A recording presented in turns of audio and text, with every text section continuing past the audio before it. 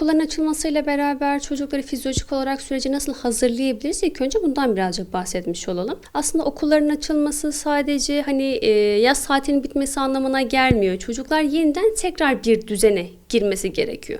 Çünkü yaz tatili boyunca çocukların uyku düzeni bozulmuş oluyor, beslenme düzenleri bozulmuş oluyor, ekran süreleri artmış oluyor ve okulların başlamasıyla beraber bizim bunları tekrardan ne yapmamız lazım? Bir düzenlememiz gerekiyor.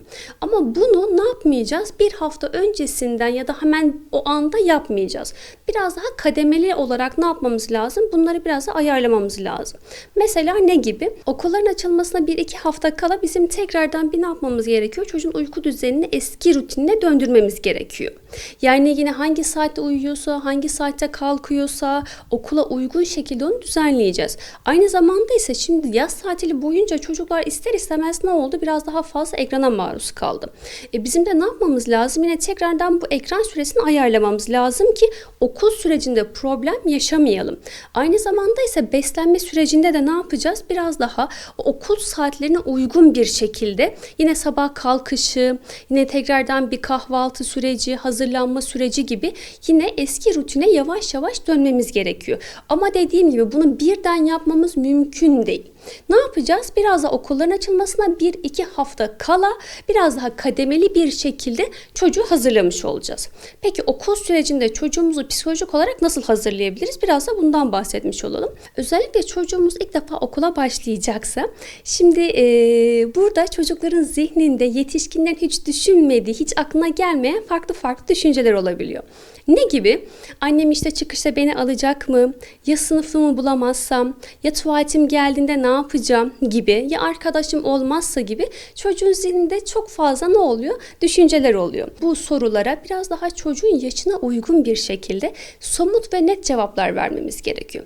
Genellikle ben burada ebeveynlere şöyle örnekler veriyorum. Diyorum ki eğer ki çocuk diyorsa çıkışta seni bulamazsam, çünkü çok kalabalık bir ortam, bir anda herkes çıkıyor, o anda bir kargaşa oluyor ve çocuğun ister istemez orada bir kaygısı artıyor. Ebeveyne diyorum ki ben böyle durumlarda çıkışta sizin bir buluşma yeriniz olsun. Mesela ne gibi? Seni tam bu merdivenin burada bekliyor olacağım. Tam seni bu ağacın burada bekliyor olacağım. Burası bizim buluşma yerimiz gibi.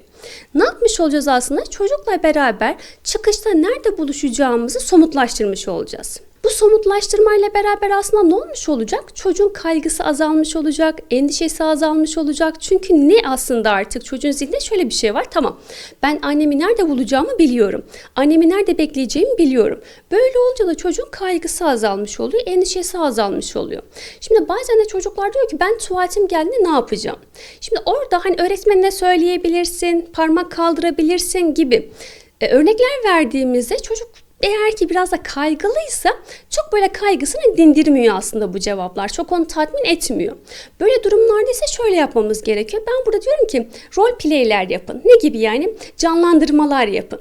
Anne işte baba otursun sanki burası bir sınıfmış gibi.